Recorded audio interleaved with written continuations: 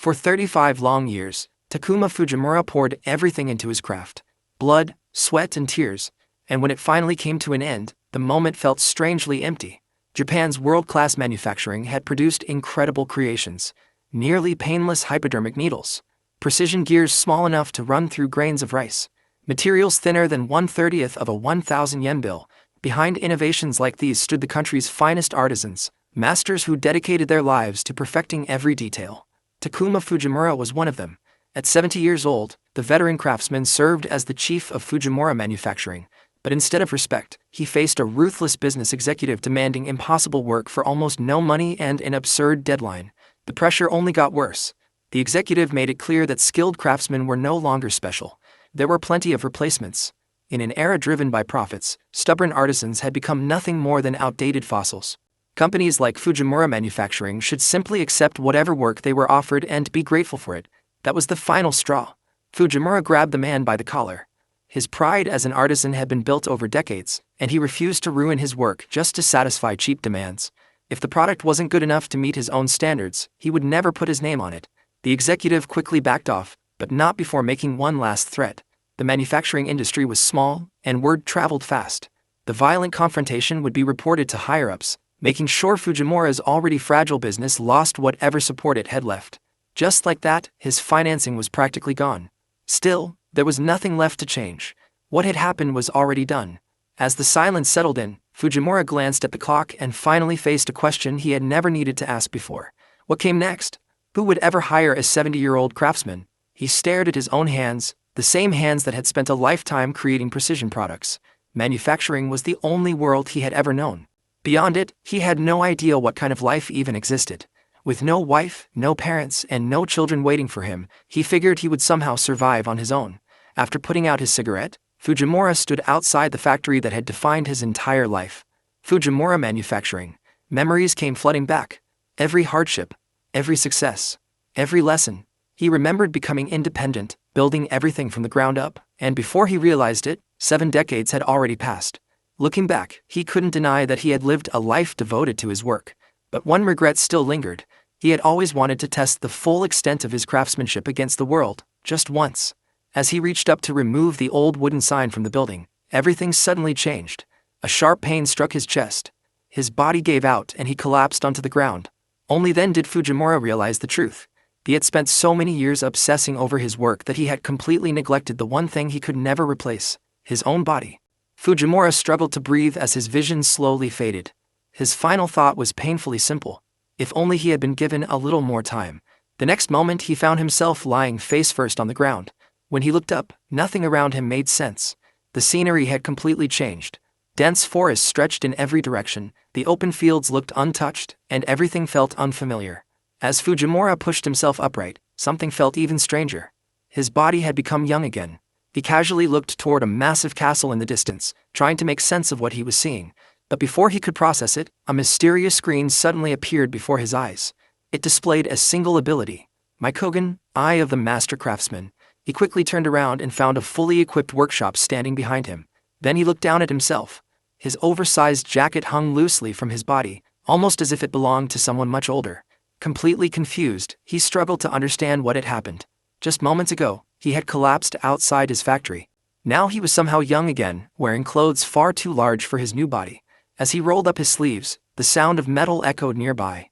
Curious, Fujimura followed the noise and spotted a young woman repeatedly swinging a sword at a training log. Her name was Frau von Freya, a healer. She was breathing heavily as she launched another strike. But in the middle of her swing, her prosthetic arm suddenly detached and crashed onto the ground. She clenched her teeth in frustration. Fujimura immediately noticed the artificial limb. As Freya picked it up, he approached her and asked where he was. The unexpected voice startled her, while Fujimura casually admitted that an old man like him had somehow gotten completely lost. Her confused reaction only made him even more puzzled. A short while later, the two entered the workshop. Fortunately, Fujimura already had a pre-made prosthetic hand that happened to fit someone of Freya's size. He briefly tested it himself, even using it to straighten his tie before deciding it would do the job. Everything still felt unreal. He convinced himself it had to be a dream. Somehow becoming a young kid and ending up in what looked like Europe was already unbelievable enough. After all, he had never even left Japan in his entire life. Freya noticed the gloomy look on his face, But Fujimura brushed it off and focused on his work. After making a few adjustments and tightening the final screw, he handed the prosthetic arm to her. The moment Freya attached it, her expression completely changed. The fit was nearly perfect. It felt unbelievably natural.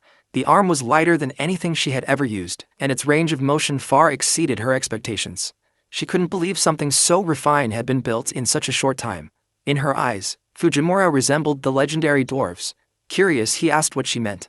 Freya explained that dwarves were mythical craftsmen blessed by the gods themselves. They were said to have forged legendary weapons for history's greatest heroes. That only raised even more questions.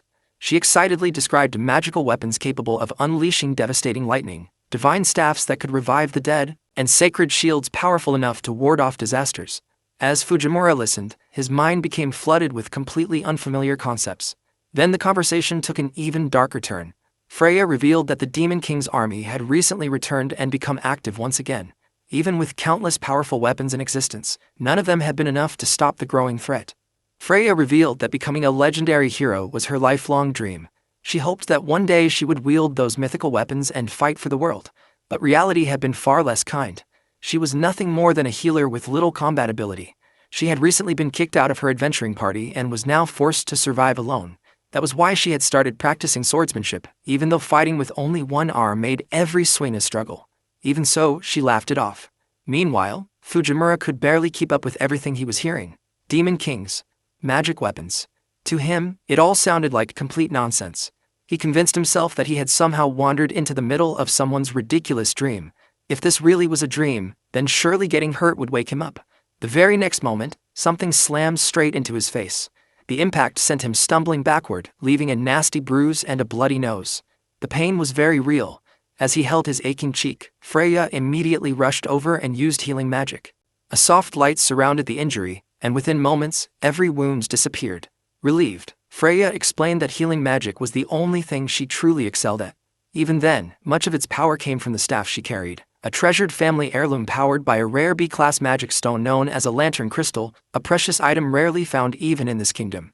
That single detail caught Fujimura's full attention. He slowly turned toward the staff. Without another word, he lit the cigarette, only to break into a violent coughing fit.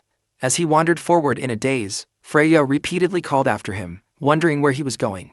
Then everything finally clicked. He really had been transported to another world. A world filled with demon kings, heroes, magic, and legendary artifacts. For a man in his 70s, it was the last kind of adventure he ever expected. Then another problem hit him.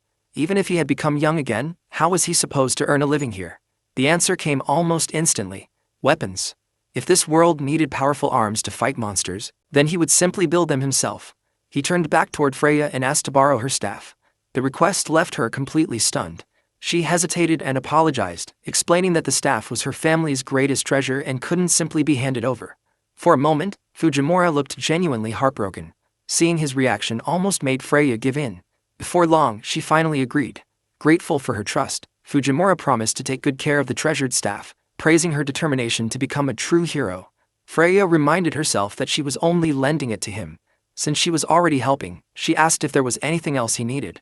Fujimura immediately requested some food and a book that explained this world's history before heading back to the workshop. As he thought it over, he realized he could already understand the local language. Better yet, he seemed able to read the writing as well. With everything settled, Freya prepared to return to town. As the two parted ways, she finally introduced herself properly as Frau. But before leaving, she gave him one serious warning. No matter what happened, he was never to go anywhere near the northern mountains. Especially after nightfall. Strange sightings had been reported near the northern mountains. Creatures known as the Eyeless had started appearing again. Curious, Fujimura asked what they were. Freya explained that the Eyeless was a bat-like demon of the night responsible for destroying countless villages long ago. It carried a terrifying BBB subjugation rank and had supposedly been defeated by the kingdom's knights years earlier. But recently, sightings had become alarmingly frequent.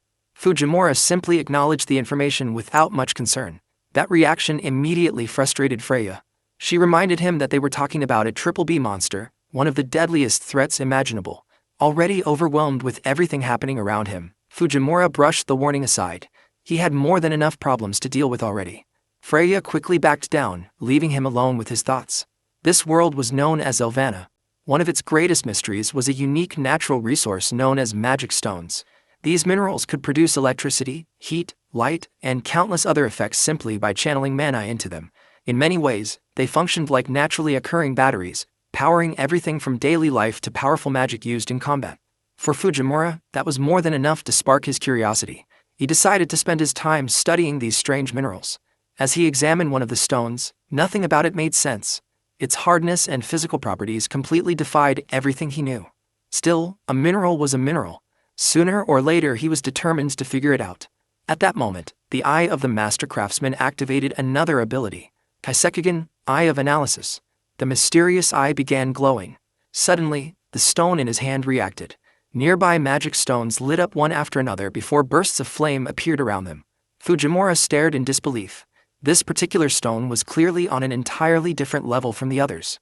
Wondering if it hid something inside, he carefully cut into it with a saw. The instant tiny shavings scattered across the table, sparks of lightning burst from the fragments. Then the particles floated into the air. A brilliant flash of light followed. Only then was the truth revealed. Hidden inside the stone was an incredibly pure crystal core. Surprisingly, the core occupied only 20% of the stone's total volume. The remaining 80% existed purely to suppress its overwhelming power. That meant the magic used throughout this world wasn't the stone's true strength at all. It was merely the tiny amount of energy leaking through its natural limiters. Even a few shavings exploded after receiving the slightest amount of mana. The material itself was unlike anything Fujimura had ever worked with. Sticky, resilient, extremely difficult to machine. It reminded him of notoriously troublesome metals like titanium and inconel, materials that challenged even the most experienced craftsmen because of their hardness and poor thermal conductivity. Instead of discouraging him, the challenge excited him. It had been a long time since a material had pushed his skills this far.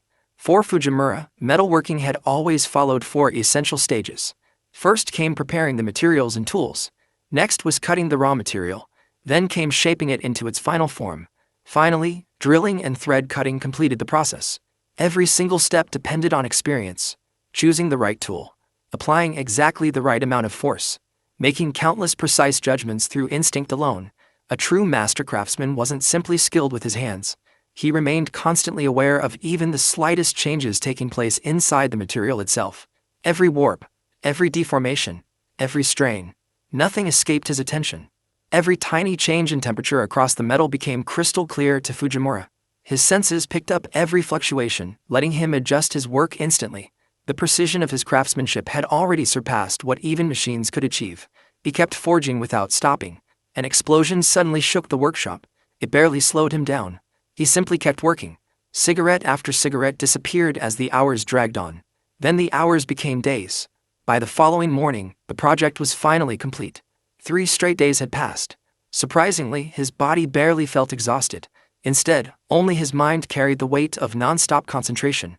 Looking at his own hand, he realized this body no longer felt like the one he remembered. Then something even stranger happened. One after another, mysterious abilities flashed through his mind. The Eye of the Alchemist, Super Recovery, Super Focus, Body Enhancement, Body Hardening, Heat Resistance, Godlike Reflexes, Eye of Prediction, Skill Addition, Mana Regulation, Poison Resistance. The list just kept growing. Needing a break, Fujimura stepped outside and stretched. His thoughts drifted back to the young healer. She claimed to be nothing more than a powerless healer who had been fired from her party and forced to survive alone. With a prosthetic limb and no combat experience, the odds were stacked against her from the very beginning. Still, Fujimura realized he wasn't in much of a position to judge. He was alone too. That only gave him one answer. He needed to keep crafting. Then something caught his eye. A strange stone glimmered nearby. That single discovery would become the beginning of everything. The extraction and processing of those mysterious cores eventually became the very first craft ever created in that world. Later that day, Frau arrived at his workshop to collect her weapon before the deadline. Silence greeted her. After getting no response, she peeked inside and found Fujimura fast asleep on the floor. Her call finally woke him up. Without a hint of concern, he casually got up and started preparing coffee, grateful that her equipment had been so useful during the project. As she waited, something on the table immediately grabbed her attention. A strange metal cylinder. It was unlike anything she had ever seen. Meanwhile, Fujimura couldn't hide his excitement. As a child, he had always dreamed of building a gun. Now, in another world where no laws could stop him, he had finally done it. But Frau had only one concern: her staff. Fujimura casually pointed it out. The staff was still there.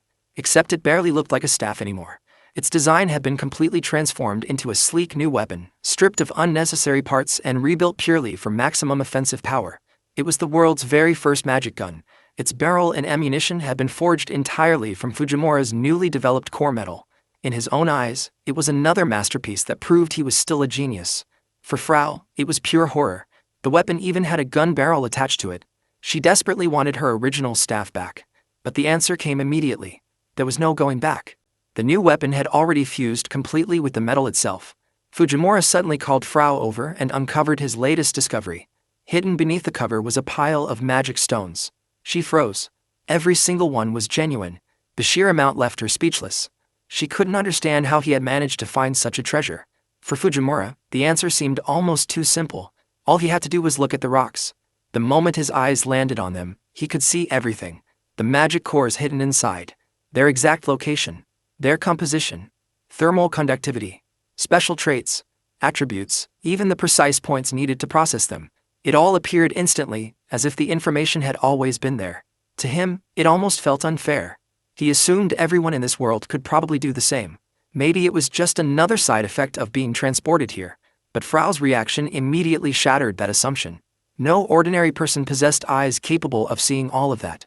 Combined with his unbelievable crafting skills, she could no longer understand who, or what, Fujimura really was. Before she could process it any further, the entire workshop shook violently. A deafening explosion echoed outside. Fujimura rushed toward the entrance, wondering if something had crashed nearby. Frau quickly stopped him. She wasn't sure what was happening yet. Then she looked up. A monstrous creature stood on top of the workshop. It stared down with a terrifying grin. The eyeless. Her heart nearly stopped. That monster should never have appeared in broad daylight. Then the answer hit her. The massive collection of magic stones. Their overwhelming aura must have attracted it. The eyeless unleashed an ear-splitting roar. Frau immediately realized they had to escape. This wasn't an ordinary monster. It was the legendary demon of the night that had once devastated the entire region. Even worse, this wasn't a normal eyeless. It was a colossal queen-class monster. There was absolutely no chance of winning. While panic consumed Frau, Fujimura calmly loaded his gun. To him, the real problem wasn't surviving. It was the monster damaging the workshop. Frau desperately tried convincing him to run before it was too late.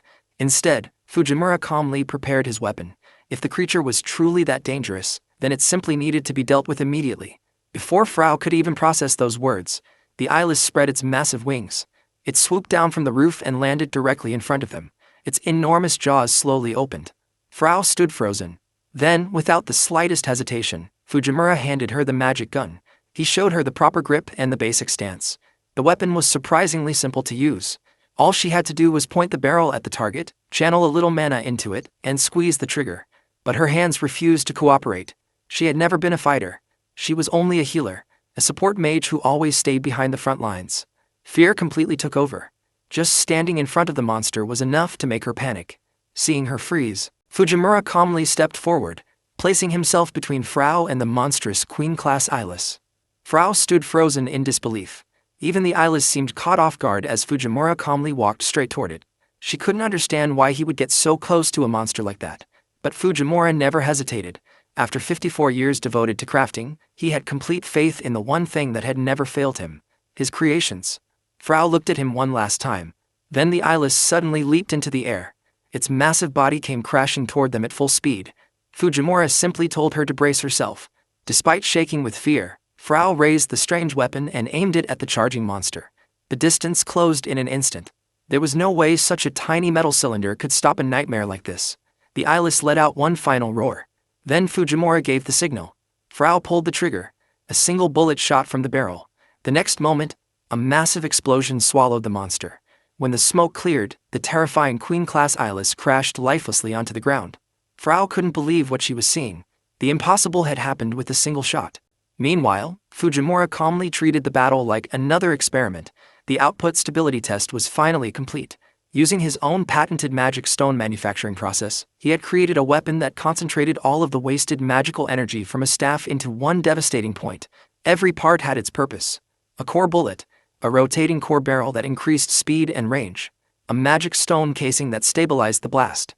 His newest masterpiece finally had a name: the Bakuen Fujimura, at least, once the patent went through. To Frau, The name sounded almost as dangerous as the weapon itself. Even Fujimura admitted it hadn't been easy. The unstable prototypes had nearly killed him more times than he could count before he perfected the design. Even so, the weapon still functioned as a healing staff whenever it wasn't loaded, making it just as useful as before. Then, before Frau could fully process everything, Fujimura casually walked toward a field covered in dead eyeless. Only then did the truth become clear. For the past 3 months, he had been testing prototype after prototype. The bodies scattered everywhere were the results. In his eyes, he had finally created the perfect weapon. Safe enough for anyone to use. Powerful enough to change the world. Then he revealed the dream that had been driving him all along. He would forge the greatest equipment ever created. She would become the world's strongest hero. Together, they would defeat the Demon King. She would earn the glory she had always dreamed of. And he would finally be recognized as the greatest craftsman in the world. To Fujimura, it was the perfect partnership. Frau could barely keep up. Everything sounded completely impossible. Then Fujimura reached out his hand. Only one choice remained. Become a hero. For a long moment, Frau couldn't move.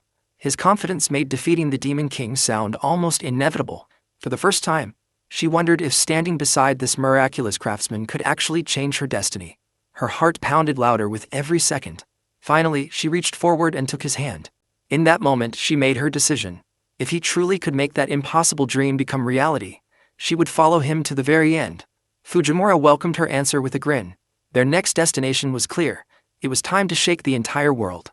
The memory came rushing back. A monster had attacked during one of their missions. The party leader was completely focused on bringing it down.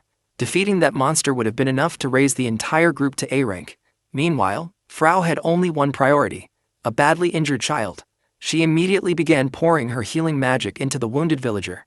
Instead of gratitude, she was met with anger. Her teammates saw the child as nothing more than a distraction. To them, saving an ordinary villager meant sacrificing the hunt. But Frau refused to stop. If she didn't heal the child immediately, there would be no chance of saving that life. Before anyone could react, the monster turned toward them. Its attack came crashing down. Everything went black. The next thing Frau remembered was opening her eyes with bandages wrapped around her head. Her party was already waiting, not to thank her, to abandon her. They blamed her for letting the monster escape. They called her useless. To make matters worse, they seized every coin she had managed to save and erased her personal adventurer rank, sending her all the way back to the bottom. After everything she had done for them, she was thrown away without a second thought. The painful memory finally faded. Frau suddenly opened her eyes. Tears lingered as she slowly sat up. Then she thought about her mother. She was still fighting every day. Still smiling. Still chasing the dream of becoming a hero. And now, she had found someone extraordinary. A miracle craftsman who claims to have come from another world. Back at the workshop, Fujimura proudly finished another invention. This time, it wasn't a weapon. It was a strange cone-shaped device. Frau picked it up, completely puzzled. Fujimura introduced it as a megaphone, a simple tool designed to make a person's voice much louder. He eagerly explained how it worked. Magic stone cores had replaced the main components, allowing him to recreate technology from his old world. Now that he had mastered machining and material processing with magic cores, there was almost nothing he couldn't build anymore. It reminded him of his glory days. Fujimura encouraged Frau to test it herself. She poured a little mana into the device, pulled the trigger, and spoke. The result exploded across the workshop. The amplified sound nearly blew her ears out.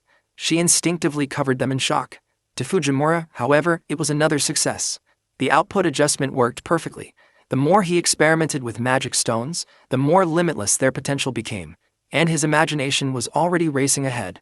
If they could do this, then maybe the next invention would be something even more unbelievable: an engine. Before long, doubts started creeping into Freya's heart. She couldn't understand why she had been chosen to defeat the Demon King. Someone like Fujimura could accomplish that goal far faster than she ever could. In her eyes, he was the one who deserves to become the hero, but that was never his goal. The title of hero sounded more like a troublesome performance than anything worth chasing. What interested him more was the idea of Freya becoming the legendary hero instead, a one-handed healer rising to save the world. That was a story people would actually remember. As for himself, he believed Craftsman belonged behind the scenes. Recognition didn't matter. The only thing that mattered was creating something people needed and seeing them happy with the result. With that settled, it was time to move forward. Their next destination was the capital. Freya hesitated for just a moment. The thought of him entering the city clearly weighed on her mind. But after a brief pause, she accepted it and led the way. Soon, the massive capital of Raraso Cadornia came into view. The streets were packed with towering buildings, merchants, livestock, cheering crowds, and armored guards patrolling every corner. The city buzzed with life from every direction. For Fujimura, it was exactly what he imagined an Isekai'd world would look like. Everywhere he looked, something unfamiliar caught his eye. His curiosity immediately took over, even trying to greet a random passerby in the most ridiculous way possible. Freya quickly stepped in before he attracted even more attention. Unfortunately, it was already too late. His unusual appearance made him impossible to ignore. Instead of backing down, he pointed out that Freya looked even stranger, completely wrapped up despite the blazing sun. The reason became obvious. She wasn't hiding from the heat. She was hiding her face. The scars from her burns were impossible to ignore, and even Fujimura admitted they had caught his attention the first time they met. Freya could only laugh awkwardly. Moments later, another distraction erupted nearby. An argument between adventurers escalated into a fight, drawing a crowd almost instantly. A D-rank swordsman challenged a C-rank spearman, and spectators gathered to watch the showdown. Fujimura treated the whole thing like entertainment. Without a second thought, he even bet on the spearman to win. Watching the excitement unfold, he wondered if the capital was always this lively. But Freya revealed something surprising. Raraso was normally nothing more than a peaceful countryside kingdom. The reason everything had changed was because a second dungeon had recently appeared inside Cadornia. That immediately caught Fujimura's attention. Freya explained that dungeons had existed since the beginning of the world. Each one was completely different, with unique terrain, monsters, and dangers depending on the country. Some stretched as deep as 600 floors, growing deadlier with every level. But despite all their differences, every single dungeon shared one terrifying truth. The greatest attraction of every dungeon was simple: the risk and the reward. Monsters guarded priceless treasures, and that promise of unimaginable riches kept drawing countless adventurers into the unknown. Heroes were born chasing that dream. As more explorers gathered, dungeons naturally became the heart of trade, logistics, and culture, eventually giving rise to entire towns and kingdoms. And now, history was about to repeat itself. The next day, the selection tournament known as Isekai'd would decide who earned the right to become the first party to enter the newly discovered dungeon. The stakes couldn't be higher. Everything hidden inside belonged to whoever found it first. The very name Isekai'd represented making first contact with the unknown. Rumors had already spread that the dungeon held enough wealth to rival an entire nation. To Freya, it sounded like the beginning of a legendary adventure. To Fujimura, it sounded like an opportunity. If that much treasure was waiting inside, then they would simply go in and take it for themselves. And while they were at it, they might even discover some interesting new stones. Freya immediately shot down the idea. Adventurers from across the kingdom, and even neighboring countries, were already gathering for the tournament. Each party could have up to 5 members. Meanwhile, they only had 2. Even worse, many of their opponents would be elite A-class parties. But Fujimura didn't seem worried in the slightest. As far as he was concerned, they already possessed the ultimate weapon, the Bakufuji. Freya instantly imagined the disaster that would cause. Using that weapon in the middle of a crowded tournament would turn her into a criminal responsible for mass murder. The thought slipped out before she even realized it. Unfortunately, someone nearby recognized her. Within seconds, people started whispering. They remembered her as the former member of Shurden. The burn scars on her face made her impossible to mistake. Then the rumors started spreading. The adventurer who supposedly abandoned her comrades in the middle of battle. The former B-class adventurer who had fallen all the way to an F-rank solo. To everyone around her, she wasn't a survivor. She was a traitor. Some claimed no one would ever trust her again. Others mocked the fact that she had escaped with only one arm after being chased by a monster. To them, she was nothing but a disgrace to the adventurer's name. Fujimura listened to every insult without changing his expression. Then he simply patted Freya on the back. Rather than picking a fight, he brushed the comments aside and treated them like meaningless background noise. But the crowd wasn't finished. Now their attention shifted to him. People wondered who the loud, strange-looking kid behind Freya was. Some assumed he was just a lost child. Others openly mocked his appearance. One even joked that he looked like some brand-new goblin subspecies. That comparison immediately caught Fujimura's attention. A goblin? For a split second he actually considered it. Then he casually asked Freya to hand him the gun. He suddenly had the urge to test its rapid-fire mode. Freya shut that idea down immediately. There was absolutely no way she was letting him do something like that, especially in the middle of the capital. Before the tension could settle, another group arrived. The moment they appeared, the atmosphere completely changed. One of them immediately recognized Freya, mocking the fact that she was still just as useless as ever. Freya froze. Standing before her was her former party, the A-class party, Shurden. Leading them was the dual swordsman, Vok Donner. The crowd instantly erupted. Everyone knew Shurden by reputation. They were considered the overwhelming favorites to win the upcoming Feist tournament, and rumors claimed they were only one step away from reaching S-class. To the people of Rurasso, they were heroes. Freya lowered her head. Vok greeted her with a smile that barely hid his contempt. He acted surprised to see she had managed to form another party, only to laugh at the sight of her new companion. According to him, the best partner she could find was nothing more than a child. Then his voice dropped. Even if she tried, no respectable party would ever accept someone branded as a traitor. Those words struck Freya hard, because she remembered exactly how those rumors had started. They came from him. He admitted that while she had been nothing special, she was still a capable healer. Letting someone with those abilities join another party would have been inconvenient. Freya remained completely silent. As he prepared to leave, Vok mocked her dream of becoming a hero before bringing up her late mother, laughing as he walked away. That was enough. Fujimura finally stepped in. He couldn't believe Freya had never mentioned having such an unbearable former teammate. The crowd gasped. No one expected anyone to openly insult Vok. Fujimura didn't care about ranks, titles, or reputations. As far as he was concerned, judging people by status alone was meaningless.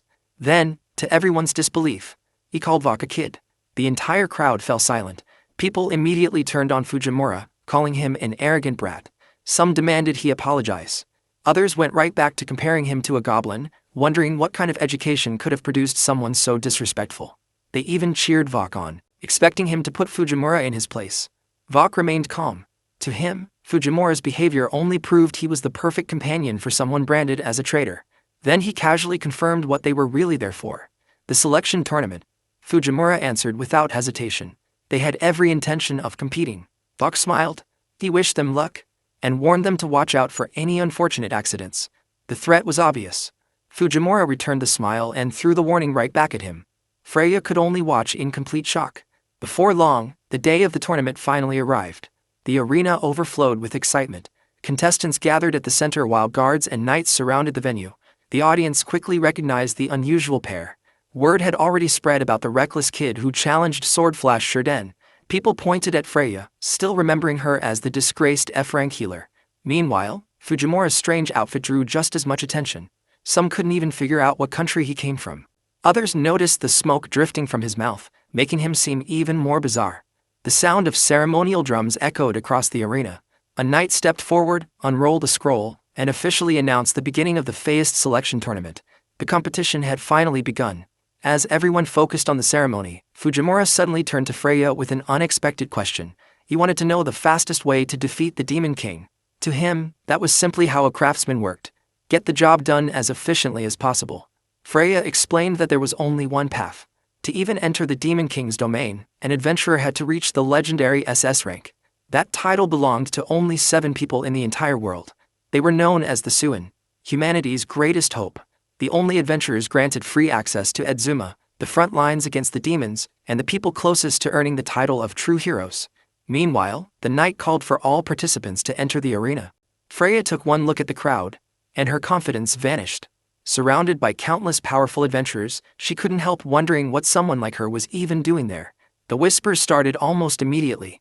People recognized the pair from the incident with Shurden, an F-rank healer, a strange kid. No one believed they belonged in the tournament. Many thought they were insulting Feist just by showing up. The criticism only made Freya doubt herself even more. Distracted by her thoughts, she accidentally bumped into someone. When she looked up, she found herself standing before a massive armored adventurer. His towering frame completely dwarfed her. Another adventurer immediately drew his sword, demanding to know who had dared disrespect him. Terrified, Freya hid behind Fujimura while repeatedly apologizing. The giant finally noticed Fujimura. For a brief moment, he didn't even know how to react. Then he simply assumed they were lost children. He questioned why kids were wandering around the arena and wondered where their parents were. He even questioned why the knights hadn't escorted them out already. To him, Freya looked like nothing more than a frightened child. But Fujimura wasn't scared. He was furious. Without warning, he grabbed Freya's cheeks to stop her apologizing and stepped forward himself. Then he addressed the giant in the most disrespectful way possible. He introduced both himself and Freya with complete confidence. According to him, they were the future legends destined to defeat the Demon King. The surrounding adventurers burst into laughter.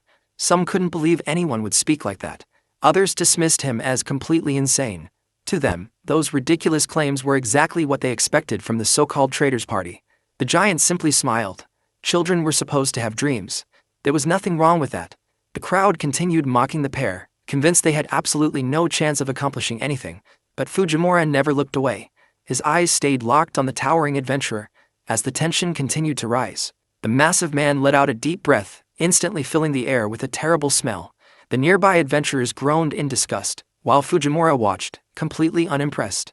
Then everything changed. The giant suddenly recognized Fujimura's true ability. Realizing he had completely misjudged him, the towering warrior immediately showed respect. His name was Gandalf, the leader of the B-class party, Gardner. Standing behind him were his two trusted swordsmen, Jin and Kin.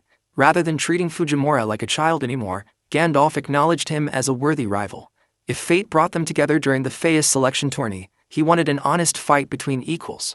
The crowd burst into cheers, turning the serious moment into a joke as they laughed about the giant's booming enthusiasm. Freya couldn't help thinking Gandalf seemed like a surprisingly decent guy. Fujimura, however, stayed completely silent. Meanwhile, high above the arena, one of the royal knights looked down at the gathering competitors. With the tournament finally about to begin, he regretted not placing a bet beforehand. In Cadornia, almost everyone favored Sherden to win. There was still just enough time to sneak away and place a wager, but getting caught by his captain again definitely wasn't worth the risk. Then something below the fortress caught his attention. His expression froze. 3 monsters emerged from the forest, then dozens more, then hundreds. Within seconds, it became clear this wasn't a normal attack. It was a full-scale monster swarm.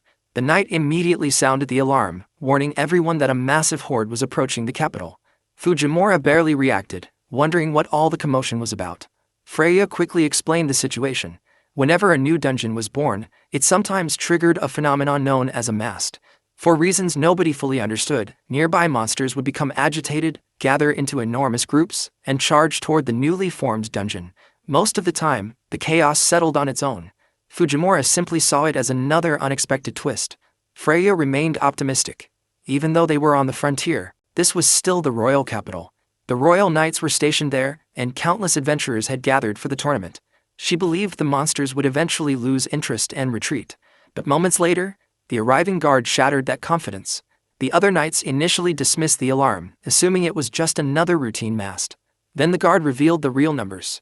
From what he could already see, there were well over 1,000 monsters.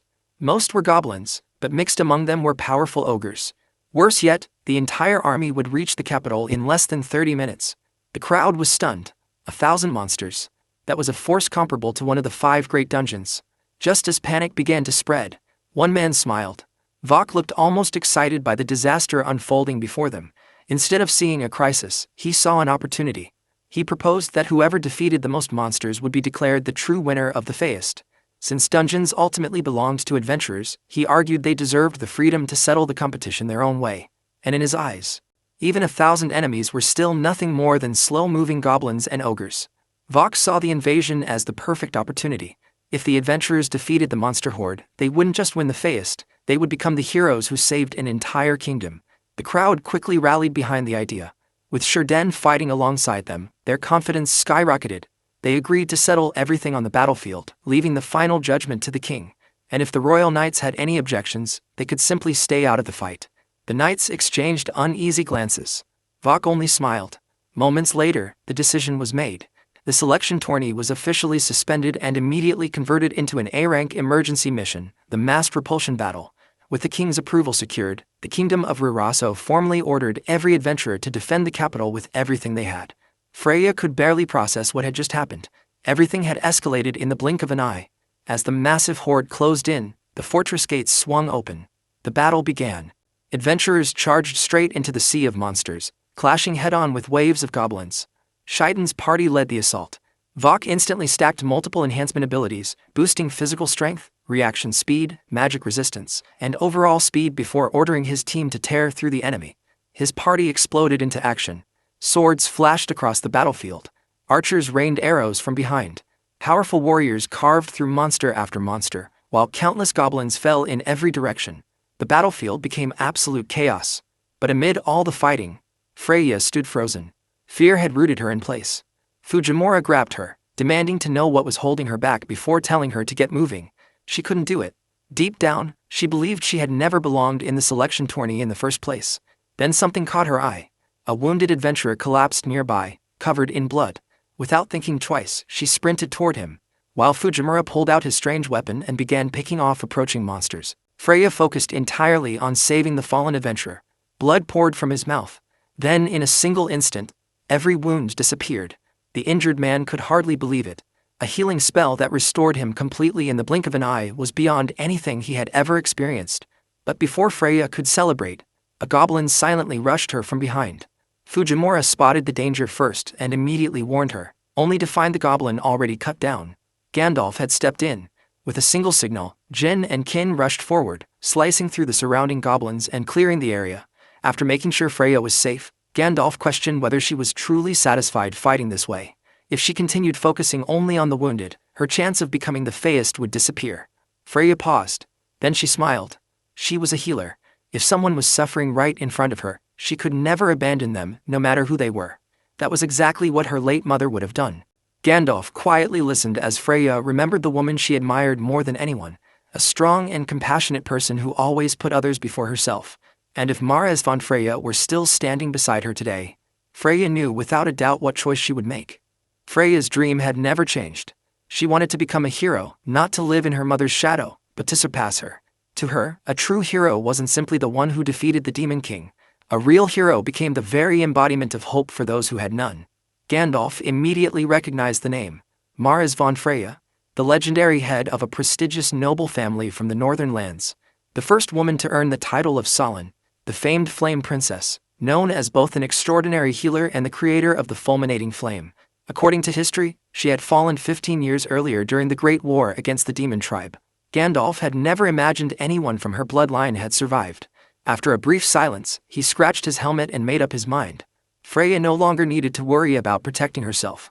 Her only job was to keep healing. He and his party would handle the rest. To Gandalf, protecting the ideals of the next generation was the duty of every old soldier. Fujimura couldn't help laughing. He lightly tapped Gandalf's armor with his wrench before joking that they should grab a drink together after surviving the battle. He was already looking forward to sharing a few rounds with the giant. For a moment, Gandalf simply stared. Then he burst into laughter. Even in the middle of a battlefield, Fujimura was thinking about celebrations. That carefree attitude earned his respect. He gladly accepted the promise, hoping they would both survive long enough to enjoy it. The light-hearted moment didn't last. Someone approached from behind. His eyes immediately settled on Freya. He noticed just how much her healing abilities had improved since they had last met. Even after being framed as a traitor, driven away by false rumors, and completely cast aside, she still refused to give up. To him, all that effort was meaningless. Gandalf immediately questioned those rumors. Vok calmly dismissed the topic. He vanished. In the next instant, he appeared directly in front of Gandalf. His sword pierced straight through the veteran's body. Freya froze in horror. As if that weren't enough, Vok deliberately twisted the blade deeper into the wound, forcing Gandalf to cough up blood. Without the slightest hint of remorse, Vok declared that history was always written by the strong. Nobody would ever care about a worthless little party led by an F-rank healer and a strange brat. Enraged, Jin and Kin charged together. They never reached him. A burst of electricity slammed into both of them, dropping the brothers to the ground instantly. One of Vok's teammates casually apologized, pretending the attack had been nothing more than an unfortunate accident in the chaos of battle. Another member laughed along, joking that a little friendly fire was bound to happen. Freya stood there in complete disbelief. Then Vok delivered the cold truth behind everything he believed. To him, being weak was the greatest sin of all. Vok looked down on the battlefield with complete contempt. The weak, in his eyes, existed only to stay silent, obey the strong, and live like slaves. Then he turned his attention to Fujimura. He believed the young craftsman had finally learned how the world really worked. Fujimura wasn't impressed. He casually remarked that maybe Vok would come back a little smarter in his next life. At that exact moment, Vok struck, and Fujimura stopped the attack with one hand. His wrench caught Vok's blade as if it were nothing. For the first time, Vok hesitated. Fujimura sighed, saying that no matter where he ended up, there always seemed to be worthless bullies waiting for him. Back in his own world, everyone hid behind things like workplace harassment and empty excuses. But this world was different. Here he was doing things the old-fashioned way.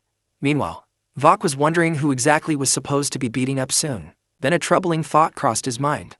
Fujimura had blocked his attack. Not just any attack. An A-class sword strike. Was it luck? The more Vok thought about it, the less it made sense. There was no way an ordinary kid could read an A-class attack, let alone stop it with a single hand. Freya had seen it too. Without a trace of fear, Fujimura challenged Vok to show what he could really do. The scene flashed back to their journey before reaching the royal capital. Fujimura had been testing his newly forged wrench against a giant mantis. Freya had no idea what he was doing. To Fujimura, it was simply an experiment. The monster lunged without hesitation. Yet Fujimura effortlessly dodged every strike while swinging the wrench with only one hand. After a few exchanges, he finally understood. The weapon was a masterpiece. The mantis charged again. This time, Fujimura swung with perfect timing. The wrench connected with a crushing blow, launching the monster before it crashed lifelessly onto the ground. Freya could only stare in amazement. Completely satisfied, Fujimura proudly gave his new weapon a name. Kongaparan.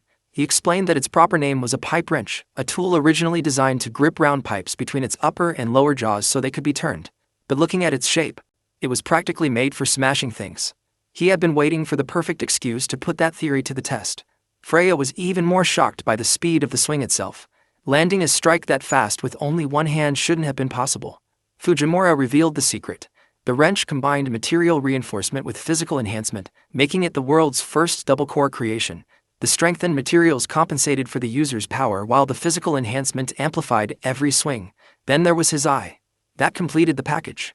After spending countless hours staring at stones and materials, his vision had evolved. Whenever he concentrated, the entire world appeared to slow down around him. He called it the Godspeed Eye.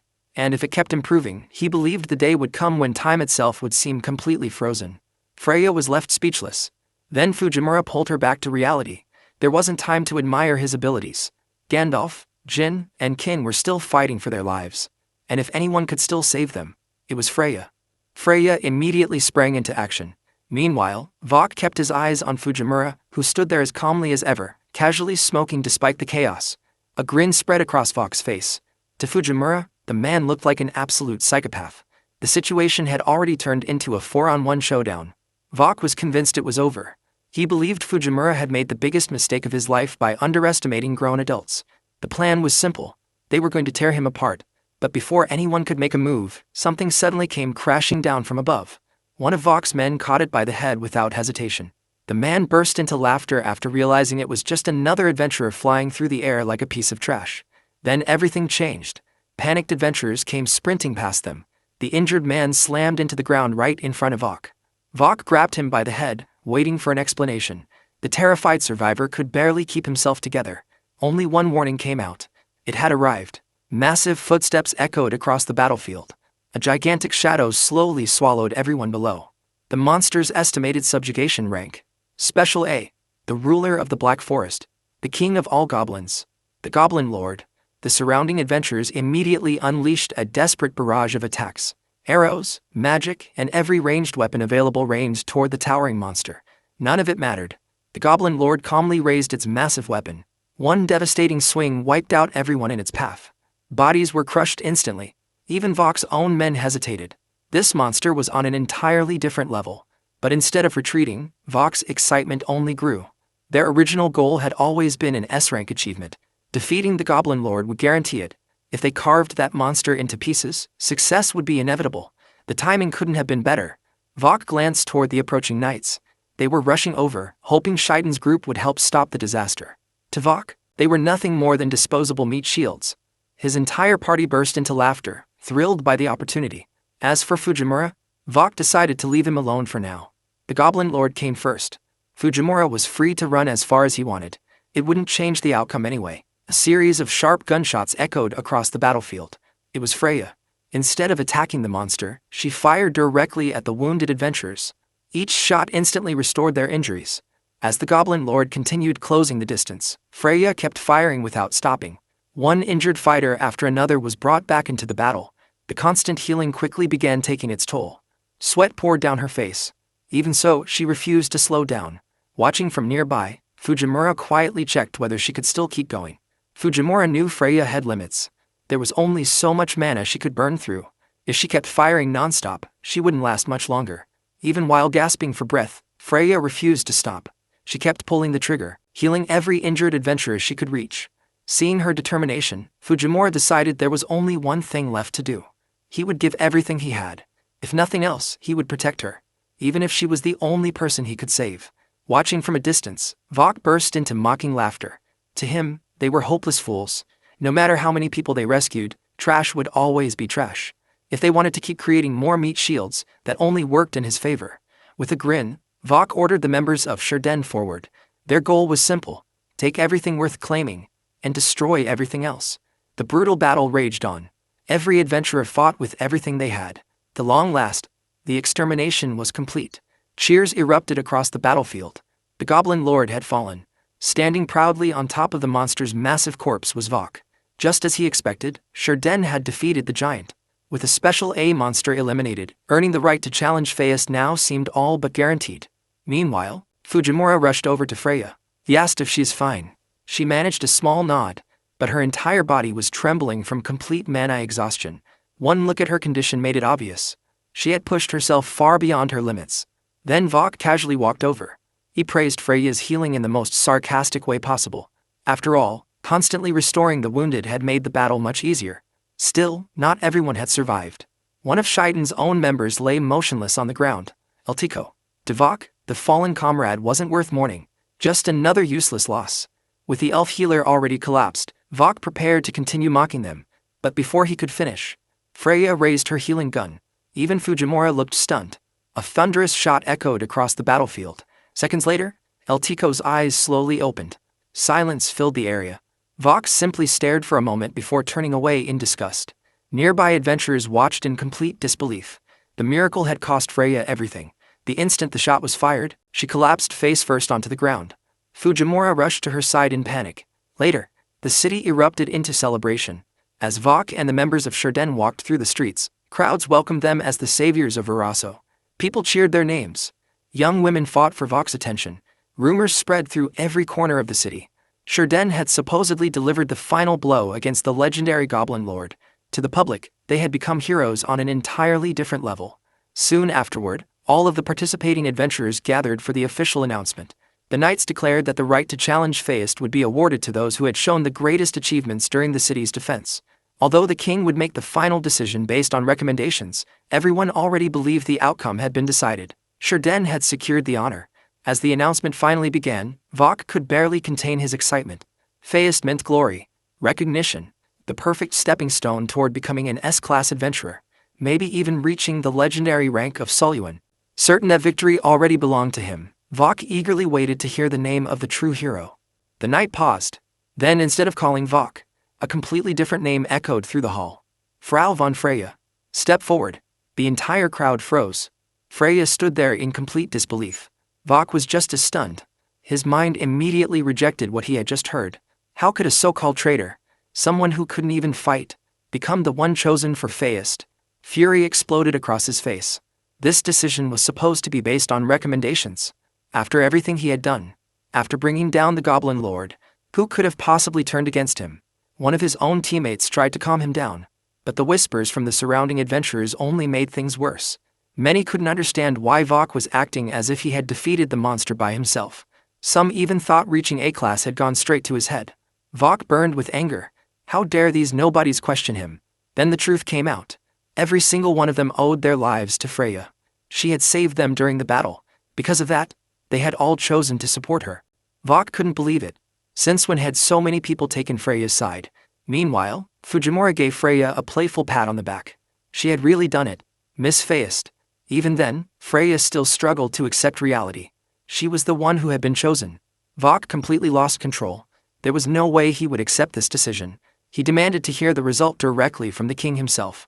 Before anyone else could answer, Gandalf calmly stepped forward. The decision had already been made. There would be no changing it. Vok immediately lashed out. He refused to take orders from an old, senile man. The moment those words left his mouth, the surrounding knights instantly lowered their spears toward him. Vok glared back without understanding why. Then Gandalf let out a quiet chuckle. Perhaps.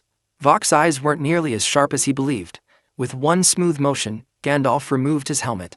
At once, Kin and Jin dropped to one knee. They respectfully revealed the old man's true identity. The 17th King of Uraso. His Majesty, Lord Gandalf de Uraso. Both Fujimura and Freya were left speechless. Then the king casually turned toward Fujimura. He hadn't forgotten their promise. The banquet was still on. He fully expected Fujimura to join him that very night. Freya was stunned all over again. Gandalf burst into laughter. For him, Adventuring had always been nothing more than a hobby. The front lines had simply become too quiet. Even Fujimura was caught completely off guard by the revelation. The mood lasted only a moment. A horrifying memory suddenly flashed through Vok's mind. He remembered stabbing Gandalf. His face instantly turned pale. Then came the final blow. The king looked at him with disappointment. The story of everything Vok had done would spread across the entire kingdom. Vok's strength was never in question, but to Gandalf, strength alone could never make someone a hero. Without compassion, power meant nothing. The king turned toward Freya. From the kingdom's chosen Faist, from a true hero, he expected only one thing. Then, to everyone's shock, Gandalf knelt before her. The people behind him followed without hesitation. The hall fell completely silent.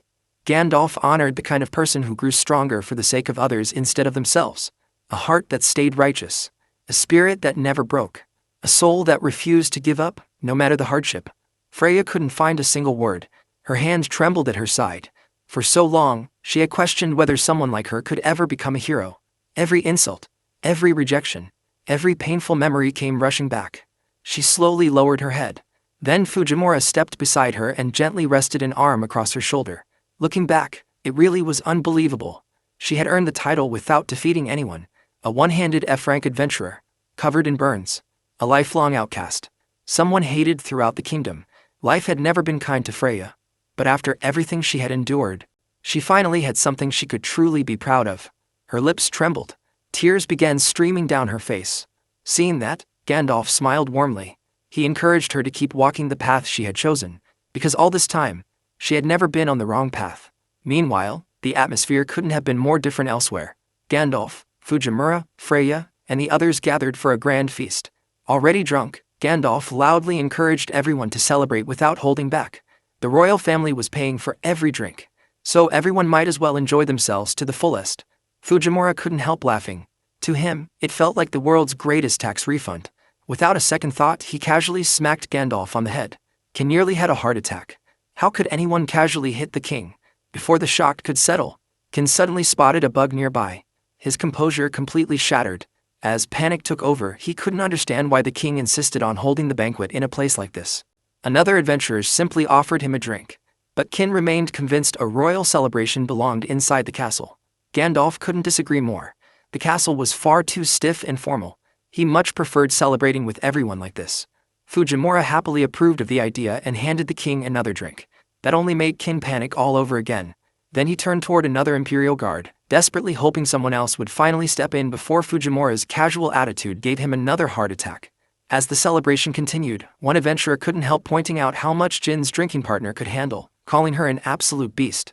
Nearby, Fujimura tried dragging Kintru into another round, but Kintru quickly brushed him off. Even Freya couldn't hold back a quiet laugh. Before long, several adventurers gathered around Freya, thanking her for the incredible healing she had performed earlier. Without her, none of them would have been celebrating that night.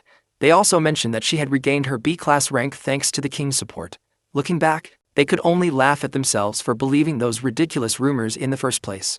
Freya shyly accepted the praise, her face turning red. The mood quickly shifted as another adventurer brought up Vok. His fists clenched with frustration, determined to settle the score someday. But the others immediately shut that fantasy down, knowing he wasn't built for that kind of fight. Instead, they focused on Freya's healing magic. With someone like her on the battlefield, wounded soldiers could recover almost instantly, even in the middle of the fiercest battles. That single thought pulled Freya's mind elsewhere. Straight to the front lines.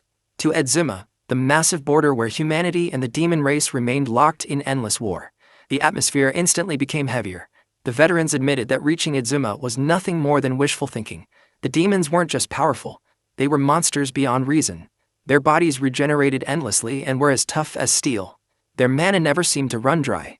Their entire army was organized under 6 terrifying generals who commanded 18 divisions, all serving beneath the Demon King himself. As if that wasn't enough, they possessed human-level intelligence. They understood human language. They could fly. And even a single division commander was powerful enough to challenge 5 S-rank adventurers at once. Against enemies like that, most adventurers wouldn't survive even 5 minutes. Right then, a drunken Fujimura stumbled into the conversation. Without warning, tears streamed down his face as he proudly admired everything Freya had accomplished. Seeing her grow stronger filled him with genuine pride. The others laughed, amazed that Fujimura was still standing after drinking so much. But the celebration came to an abrupt halt. A massive hand suddenly grabbed Freya by the head. A towering adventurer looked down at her with complete contempt. In his eyes, someone chosen to become Faeist should never be a healer who couldn't even defeat a single enemy. To him, she was nothing more than a helpless woman who had let the recognition go to her head. He even hinted that someone like him deserved her place instead. Fujimura immediately tensed. Before anyone could react, another hand firmly seized the giant's arm. He froze. Standing behind him was an unbelievably beautiful elf woman. The entire tavern fell silent. Every adventurer stared in complete disbelief, wondering where such a stunning woman had been hiding all this time. Even Freya couldn't take her eyes off her. The giant, however, showed no fear. Instead, he arrogantly mocked the elf and stepped even closer. She didn't react. She simply tilted her head, then slammed her forehead straight into his. The impact dropped the giant instantly. One clean strike, and the massive troublemaker crashed to the floor unconscious. Freya stood frozen in shock, while Fujimura burst into laughter. The mysterious elf calmly declared that she would never tolerate anyone insulting Frau. That caught Freya completely off guard. How did this woman know her name? She searched her memory, convinced they had met before. Curious, she asked who the elf really was. Without a word, the elf lifted her mask. The moment Freya saw her face, everything came rushing back. It was Eltiko. The surprise only grew as Eltiko revealed that, starting that day, she would be traveling alongside both Freya and Fujimura. Freya immediately looked toward Fujimura for an explanation. Fujimura had no objections whatsoever. After that incredible headbutt, he was more than happy to have Eltiko around. But he quickly shifted everyone's attention to something he considered far more important. Digging through his bag, he proudly pulled out a single bottle. It was authentic Japanese sake. Not just any bottle, either. It was the only one he had brought from his homeland. A genuine premium bottle with nearly perfect craftsmanship, something he clearly treasured. Freya suddenly understood why Fujimura had delayed meeting everyone earlier. He hadn't been wasting time at all. He had rushed home for this very bottle. Back then, he had insisted the banquet could wait because there were simply some things a man had to do. Now, it all made sense. Fujimura proudly raised the bottle with a huge grin. Watching him enjoy himself, Freya couldn't help reflecting on everything that had happened since meeting him. Her life had changed completely because of that encounter. Maybe showing him a little gratitude wasn't such a bad idea. She finally decided to join the celebration.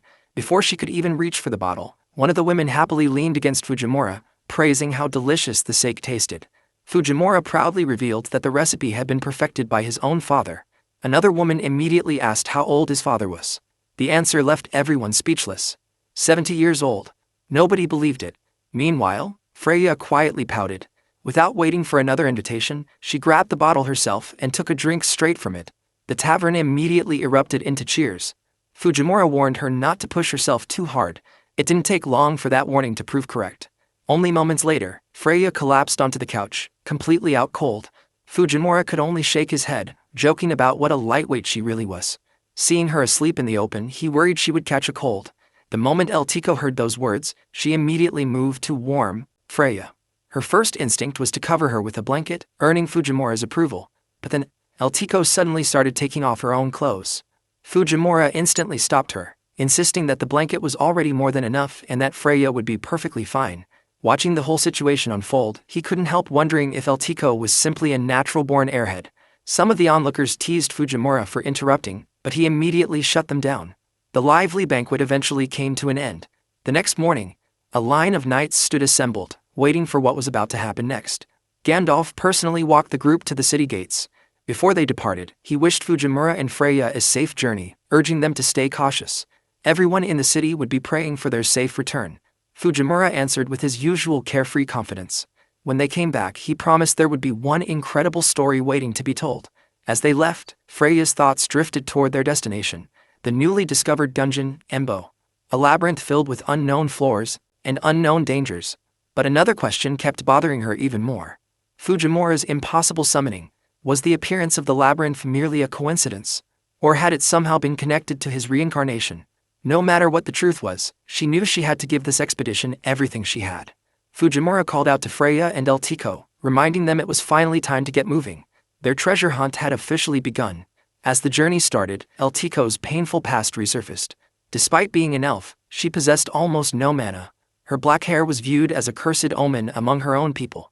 Branded a heretic by her clan and left as an orphan with no knowledge of where she truly came from, she grew up believing she had no place in the world. She remembered the tournament all too well, lying helplessly on the ground while the other elves mocked her without mercy. Even Vok had dismissed her as nothing but wasted potential. Back then, she had already accepted her miserable fate. Feelings of inferiority and hopelessness had become part of her everyday life. Even as death slowly approached, she believed that was simply how her story would end. A single shot echoed through the battlefield. Her eyes opened wide. For the very first time in her life, someone had risked everything to save her without asking for anything in return.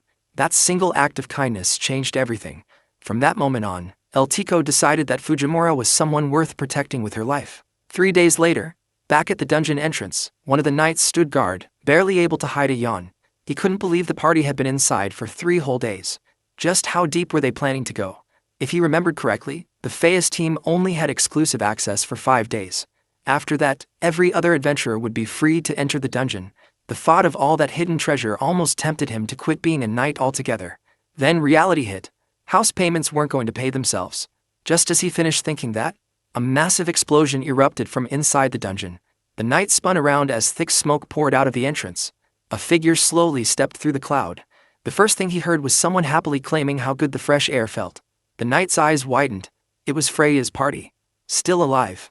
Freya immediately started coughing, wondering what was supposedly fresh about air filled with dust and smoke. Fujimura casually admitted he had only said it because he had always wanted to use that dramatic line. Meanwhile, Isekai'd quietly noticed the dirt covering Freya's face. She handed her a cloth, suggesting it would probably be more useful for wiping her nose first.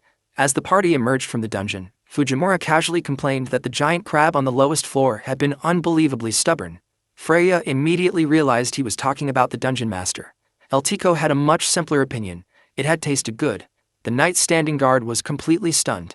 Without wasting another second, he rushed off to report that the Feist and her party had returned and had successfully conquered the dungeon. The king quickly arrived to greet them. Freya unfolded a detailed report containing everything they had discovered inside the labyrinth, including its floors, monsters, magic stones, and countless other findings. The king and everyone around him fell silent. The amount of information was beyond anything they had expected.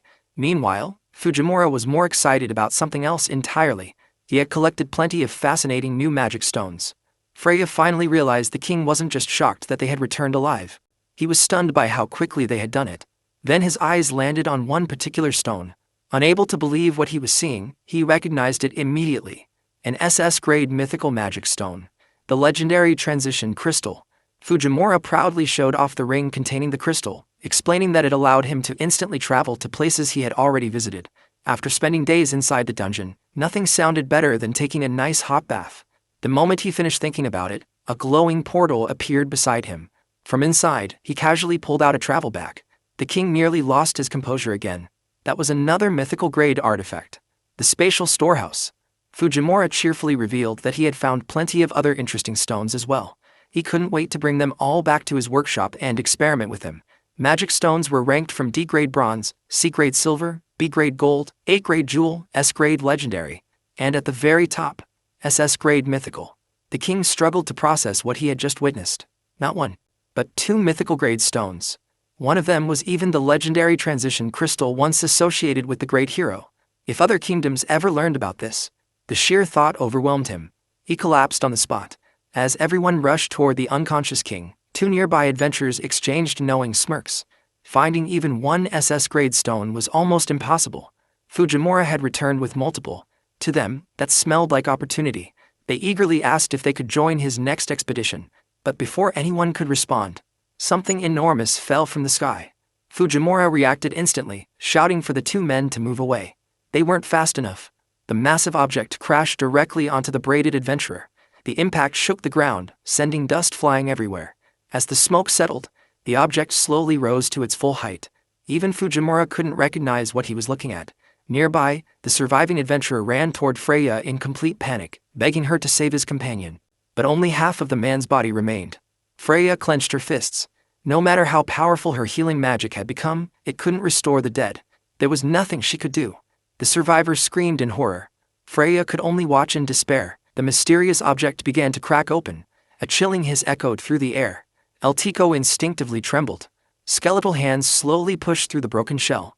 What had fallen from the sky wasn't an object at all. It was a living creature. The supernatural being turned its gaze toward Freya, who struggled to steady her breathing under its overwhelming presence. It spoke. Its first question was simple. It wanted to know what kind of magic stones they had found. Every knight froze. The king immediately recognized what they were facing. A demon capable of speaking human language. This was no ordinary monster. It belonged to the demon clan. The creature revealed that the demon lord had sent it to investigate the strange events surrounding the dungeon. Its countless skeletal hands cracked one after another as it casually decided to crush the humans first. It introduced itself as Death Bludgeon Matara, the vice commander of the 6th Division. The knights went pale. A ranked demon, an enemy on the level of a division commander. The battlefield instantly fell silent. Fujimura, however, looked almost excited. Things had escalated much sooner than he expected. As the demon finally noticed him, a grin spread across Fujimura's face. For the first time since arriving in this world, he was genuinely eager to discover just how strong the demon clan really was. The monstrous being slowly raised its hand, looking down on humanity with absolute contempt. Then, without warning, it slammed its massive fist into the ground. The impact was devastating. Its twisted grin only grew wider as it unleashed Matsui, the demonic iron mallet. The entire battlefield shook, leaving the knights frozen in fear as the earth cracked beneath them. Fujimura barely escaped the attack. A transition crystal had saved him at the last second, and relief flashed across his face as he realized just how close that hit had been. Even the demon paused for a moment, finally realizing Fujimura possessed one of those rare escape crystals. Then the monster vanished. The king reacted instantly. Orders spread across the battlefield as the royal mages prepared a second barrage while the knights rushed in to support Freya's party. The combined assault rained down on the demon, but it did absolutely nothing, not even a scratch. The king watched in disbelief. The demon casually brushed off the attacks, making it painfully clear that such weak magic meant nothing against a true demon. The knights immediately realized the gap in power. Panic took over as they turned and ran. But escape was never an option. The demon stretched out its hand and formed a swirling black sphere, black in blood. The dark projectile shot across the battlefield, tearing through the fleeing knights. Blood exploded into the air. One after another, soldiers fell before they even had a chance to fight back. The demon looked almost nostalgic, clearly enjoying the freedom of fighting alone once again. Anyone hoping to escape was nothing more than prey. Freya could only watch in horror. Against a monster like this, victories seemed completely impossible. Then everything changed. Out of nowhere, Fujimura appeared directly behind the demon. His heavy wrench slammed straight into its body. For the first time, the demon looked genuinely surprised. The attack wasn't enough to defeat it, but it stole its attention. And that was all Fujimura needed. The sharp sound of bullets being loaded echoed across the battlefield. Fujimura wasn't treating this like target practice anymore. This was the real battlefield. A place where only the strongest survived. And in his eyes, Freya was more than ready. Without hesitation, Freya raised her gun and took aim at the demon. An animal-eared adventurer couldn't believe what he was seeing. Their firepower stood no chance against a demon. Even worse, the weapon they were relying on had been designed for healing, not killing. At this rate, everyone would be dead long before it made any difference. Running away seemed like the only logical choice. Fujimura calmly lit a cigar. Completely ignoring the fear surrounding him, he dismissed the doubts without a second thought. All that was left was to sit back and witness the birth of a legend, because standing on that battlefield was the girl destined to become the very first female hero in history. The future hero, Freya, the one-armed girl everyone had underestimated. As the demon stood before them, El Tico immediately stepped in front of Freya, ready to shield her with everything she had. But there was one problem. She was blocking the shot. Even the animal-eared adventurer froze for a second after hearing the title being thrown around. The one-armed hero? The demon couldn't help but laugh. Humanity's destined savior, the one fated to defeat the Demon King, was nothing more than a small girl. The idea was so ridiculous that it found the whole situation entertaining. It even considered wiping out the entire kingdom if that so-called hero failed. The king refused to accept such a future. Meanwhile, the animal-eared adventurer had already lost hope. To him, the kingdom's destruction was all but guaranteed. Fujimura, however, remained completely calm. He instructed Freya to press the switch beneath the hammer mounted on the back of her weapon. She did. A loud mechanical click echoed from the gun. Fujimura had already figured out the weapon's true potential after seeing its previous shot. Now all Freya had to do was get close enough and blast that monster into oblivion. That's when Freya finally understood. This was the Fujimura 10, Heaven. Unlike the previous design, this version wasn't built to focus all its power into a single point. Instead, it spread overwhelming force across a wide area at close range.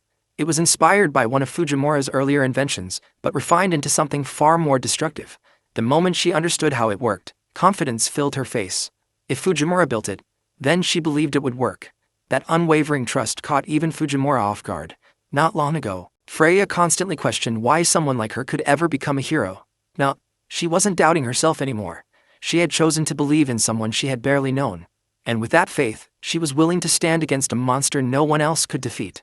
To Fujimura, that was exactly what made a true hero. The demon raised its fist. The battle's finale had begun. As the monster prepared to crush everyone beneath overwhelming despair, Fujimura simply watched. This was the moment to test everything they had built against a real demon. Freya gathered her resolve, the power of the core, the strength born from creation itself. Then she pulled the trigger. A deafening explosion swallowed the battlefield. Everyone stared into the smoke, waiting, praying. As the dust finally settled, the impossible stood before their eyes. Half of the demon's body had been completely erased. It desperately tried to regenerate. Nothing happened. Its body continued crumbling apart until it vanished without a trace. The demon was gone. Fujimura wasn't surprised in the slightest. The result was exactly what he had expected. El Tico immediately burst into applause. Freya could only stare in disbelief before gratefully thanking her companion. Watching the celebration, Fujimura couldn't help noticing just how attached El Tico had become to Freya. Meanwhile, the animal-eared adventurers silently accepted the truth. The one-armed hero, Freya. On that day, history changed forever.